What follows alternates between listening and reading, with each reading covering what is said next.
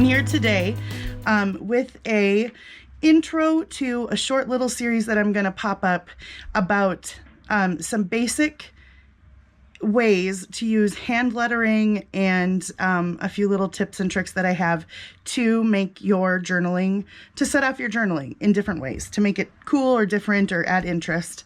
I'm doing this as I have had several requests as I worked through my Seasons and Ideas book that I do spread on every time I put out a new Junk Journal Inspirations freebie for the month. I use hand lettering to put the month in, and people have said, oh, that's really cool. Can you give a tutorial? And I will say that I used to do a lot more hand lettering. My hands, I have problems with my hands. Some of you know that.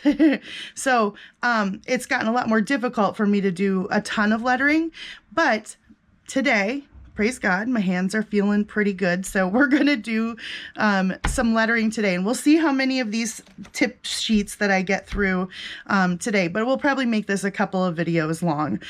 So you don't have to just sit and listen to me ramble about all of them. Plus it will give you some time to practice in between if you're interested. Again, I am by no means an expert. I am by no means the best hand letterer. This is just what I do. These are some things that I do to simply, without too difficult, big fonts and, font sets and all of these specialties and everything. These are just some simple things that I do to really make a difference and to make some cool lettering. They're hacks. They're more like hacks than they are. They're like tips and tricks and hacks. They're not actually anything super fancy. So that means that if you have no experience doing it, you will definitely be able to do everything that I am going to show you. First, let's talk about a few of the tools that I have out here. Some of these are more specialty things, but most of them are, or some of them are things that you probably just have around your studio if you're a crafty kind of person. The first one is always a pencil. I like mechanical pencils because they have a nice fine tip and you don't have to keep sharpening them. There are lots of different grades and you can get fancy ones. When I used to draw a lot more, I had really fancy special leads and stuff like that. This is like a Bic. Back to school supplies right now are cheap, so go get yourself a pack of pencils. Those work great. This is a double tip Sharpie. So on one end it has the regular, Sharpie tip. And then on the other end, it has a fine point. You can also get plain fine point Sharpies, just, that's the only thing. So all they are is fine point Sharpies. I like this one because, well, I'll show you, but you can make thicker lines and thinner lines with it. I grabbed a couple of gelatos, and that these will come in either later in this video or in a couple of videos. But gelatos, crayons, colored pencils, watercolors, all of those sorts of things will suffice as a different type of media. This is a gold and a silver metallic pen. They're just regular nibs. They're nothing fancy, not brush tips or anything like that. Then this is a Pigma Micron. So I used to draw mandalas and big, fancy, very extensive ones. So I used to just bleed through sets of these. They're not very cheap. They are a little more spendy, but they provide you with, if you like a nice dark black line, this is a Pigma, a pigmented, and it's archival ink, and it's a really nice defined black line, and usually you get it in a set. You can get a couple different versions of the set, but it'll have different size nibs.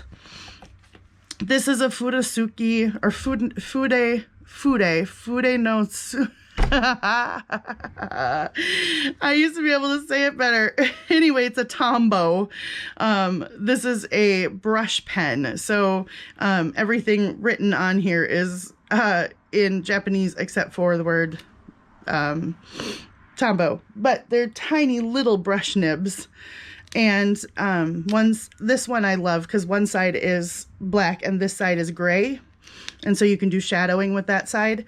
But if you're interested in trying to do brush lettering, I gave away most of my really fancy set of markers. But if you're interested in doing brush lettering, there are plenty of other people who do it way better than me.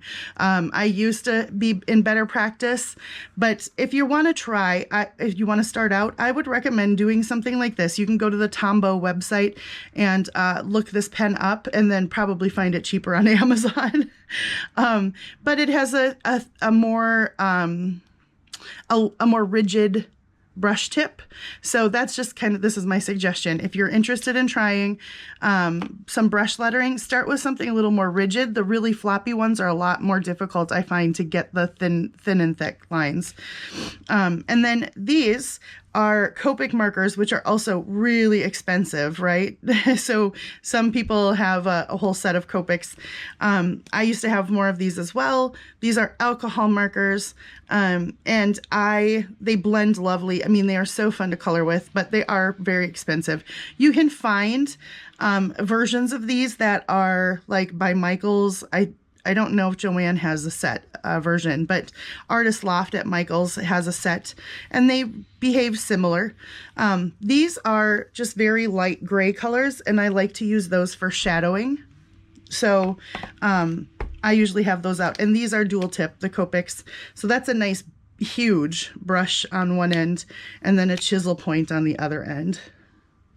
So also with me on my desk, I have my set of Uli fountain pens. These are kind of fun. They have really pretty colors. They have a great feel. They're like matte. They have a great feel. So anyway, let's put that stuff aside, and we're going to be mostly working with our pencil and a Pigma Micron, and then our Sharpie. And I will be doing that just to kind of show you. I think you'll be able to see those the best here. So also, I have found this wonderful like template paper. If you can see, it's got both slightly slanted like graph paper in between a couple of lines.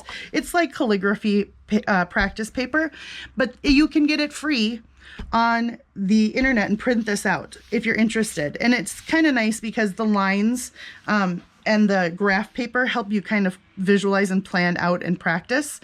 I will put the link to this in the description box below, so you can go there. And I will tell you that when you get to the, when you click on it and you go to this page, it's really like intense, and you can make all kinds of little adjustments and stuff.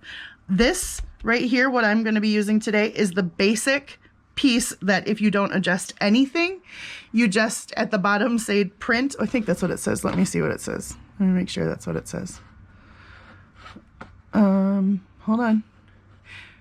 Okay, yeah, get paper. So there's like descender height in nibs, gap between row in nibs, angle slant degrees.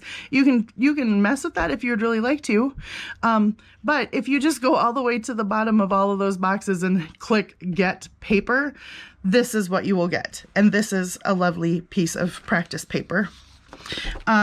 And you don't have to print it out on anything fancy. I've printed mine out on what I had in the paper, which is my favorite Hammer Mill color copy, because it has such a nice glide to it. So I like writing on it, I like journaling on it, and we're gonna have fun practicing on it.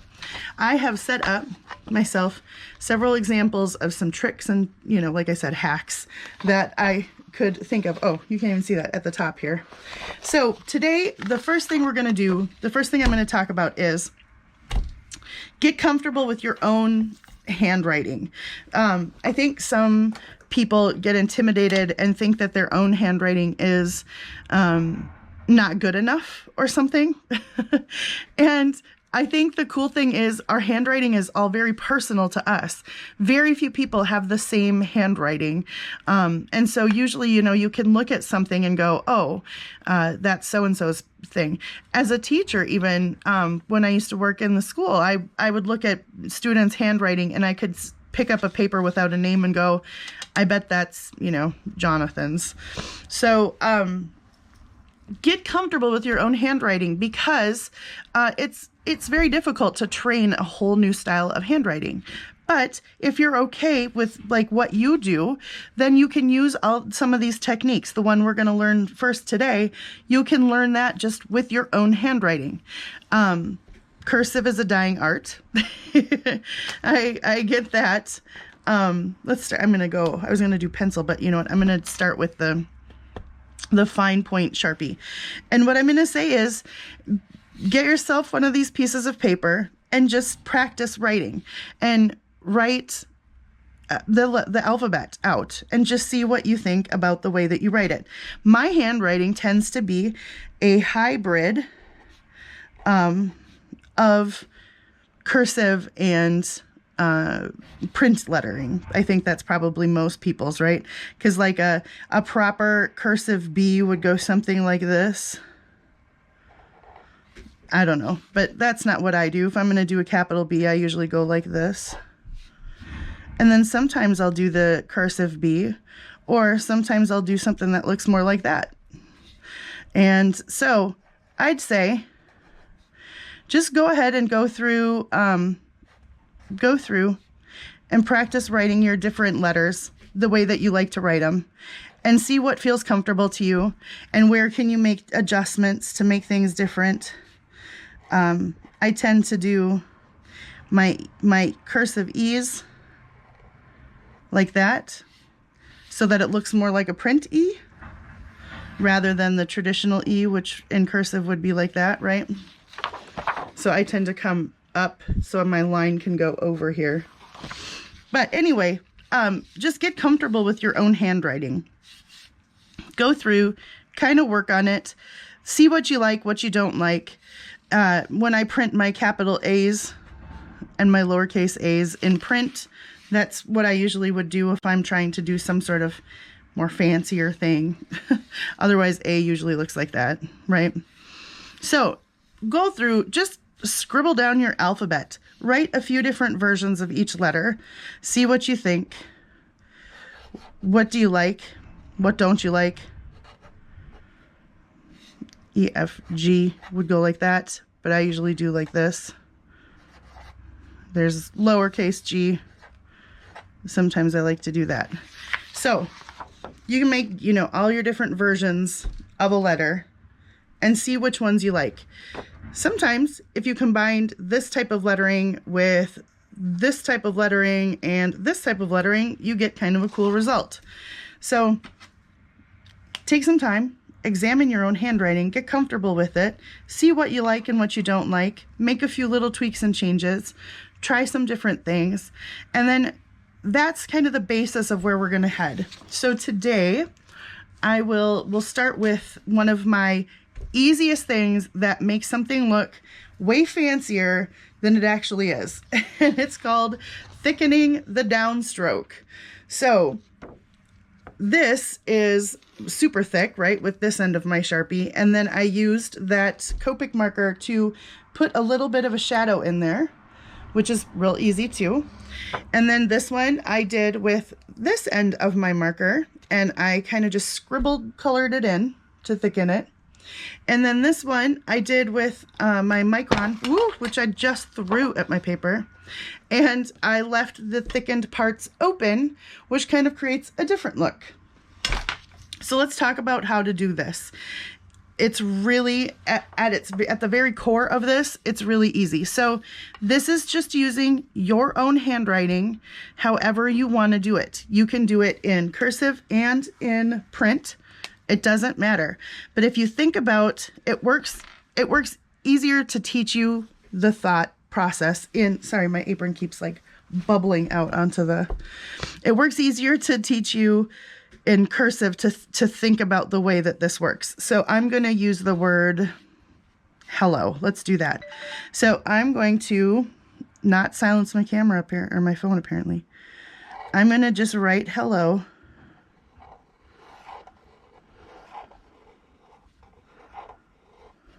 All right. So there's my word hello. Now when I write, this is an up, right? We're going up, then we're coming down. So when we're thickening the downstroke, we're just literally on this part that comes down, this branch that comes down right here, we're going to thicken it. whatever way you want to. Very firstly, let's just talk about the very simplest way is to just kind of go right next to it and color it in. We've got a marker, right? So we're just kind of coloring it in, thickening that line up. And then, so then you trace again. Okay, I'm air tracing around. I thickened that. That was down. Now we went back up. Oh, now we're coming back down on this side of the H. So I'm going to thicken this side of the H, just the line that goes down. Like so. And we've got a kind of a cool, I'm gonna see if I can come down a little more here. Sorry if I make you woozy for a second. Okay. So we've got our first letter that's thickened. And look at the difference that makes, and that's so easy. It's just very easy to do. So then we went down there. Now we came back up, and oh, right about here we start going down again. So I'm going to start thickening this line that goes down, and then you kind of just taper it in, you know, at the bottom. So there we go. Taper it in at the top, taper it in at the bottom. This is an upstroke, so we're going up here, and then about the top we start coming down, so I'm going to kind of thicken that out.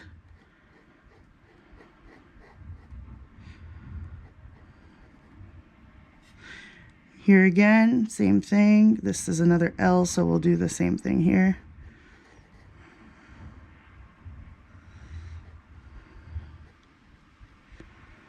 And then we go back up, but then we go up and back down on this same spot. So I'm going to kind of thicken on the right hand side because I'm thinking of the left hand side as my upstroke, and then I'm coming down because I want to kind of take that into this curve down here a little.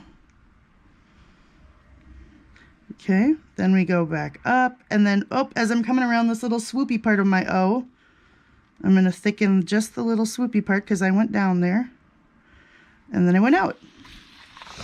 So we just thickened only the parts where we came down, and look at how cool that is. That is super easy to do. It doesn't take a ton of practice. You can do it with your own scribbly handwriting, whatever that looks like, right? If I'm just writing memo in my quick handwriting, that's my quick handwriting. I just wrote memo. That's what I do. I can thicken those downstrokes really quick. Now I come down over here, and this I'm just doing kind of scribbly. I'm not even trying to fill it in all nicely. I'm just going to kind of scribbly thicken that up. It doesn't even take me that long to do. Once you start kind of memorizing that your letters or getting comfortable with your handwriting, like I said, then you know exactly where your thickened lines go. And all of a sudden, your regular handwriting has some dimension to it, and it's pretty cool. Now, we can do the same thing, but then leave it open, right? So we've got our thick one, we've got our scribbly one, and then we've got our open one. So it's the same concept, only we're just drawing a line. So again, let's write hello. Are you guys able to see this okay? Should I be doing this with my thicker part of my Sharpie? I'll do it here this way, and we'll see if this works. I'm going to just have to make it bigger.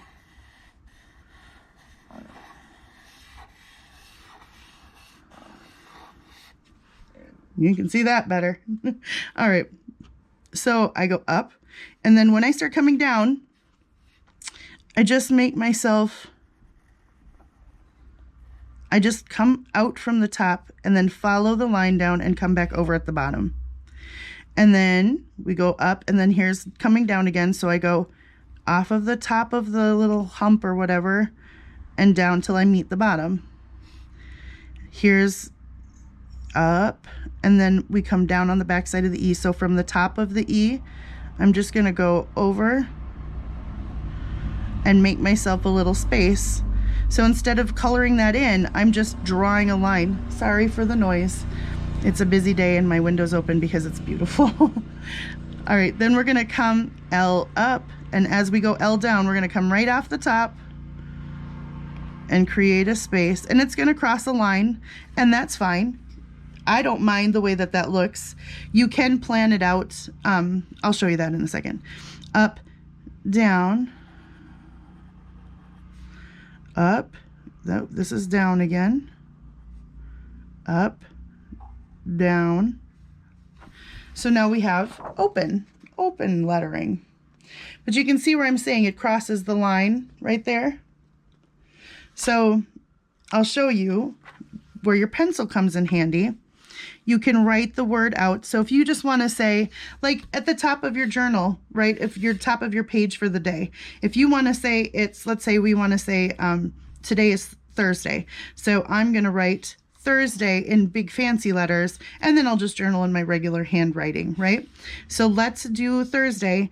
Again, I'll do it in my big Sharpie so you can see it better. So I'm going to write a little bigger here, across 2 of these lines, and I'm going to write Thursday. So I'm going to, in my pencil, very lightly,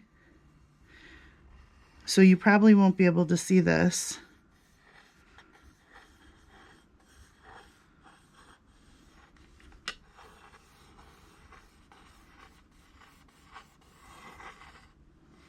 Okay, so very lightly I have written Thursday, and now I know where my lines cross right here. So as I come to those parts, I'm going to, instead of where it would cross, right? So now I'm going to go with my pen, and I'll just show you what I mean. So the T doesn't have a problem because there's nothing to cross it. So I can make my line there. But now as I come to the H, I see from my pencil marking that I'm going to have where the H crosses, where this loop crosses the stem. So I'm going to stop my mark there. I'm going to pick it up on this side and come down, and then I'll make my space and connect it. Now I'll do the same over here. I know this doesn't have a cross. So now I don't have that line going through the open spot like it does here. See, oops, see the difference? There's the one where it crosses. Down here it does not cross. So let's keep going. I can tell from my pencil there's no cross there, so I can make the space. This comes down, so I can make that space. But then I look, oh, my R is whoop-de-whoop like this. So I know I'm going to cross there. So I'm going to come up close to it, go around the top. Then I'm going to make the space and then connect those lines through to themselves. There's a downstroke, upstroke. My S comes across. This is a downstroke. Then this comes off. There's my D. Nope. Now I see my D. I'm going to have another where my loop crosses my post. So I'm going to come up close to it, then continue the line on the back and down. But then here's where I'm going to create my space. And then I just connect the lines up to it. I hope that makes sense.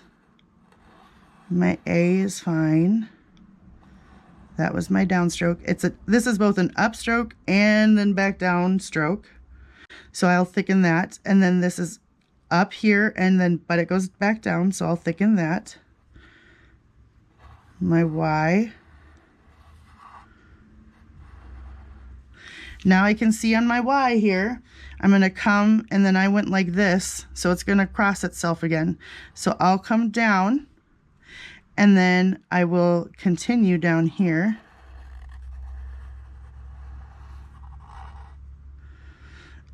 And oh no, I did that wrong.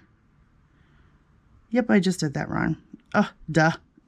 I was thinking my upstroke was what I was thinking. So this one is a mistake. Learned from my mistake. Thicken. I should have stopped that line. Anyway.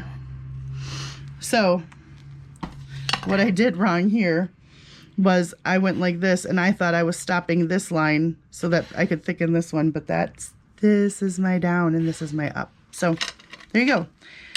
Also, like I'm showing you right now, I've been doing this type of thickening the downstroke thing for a long time, and clearly I am not perfect at it.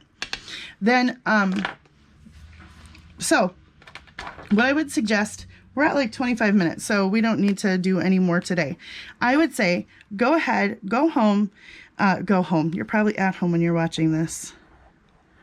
And write out your alphabet and just practice thickening the downstroke on all your different letters that you do.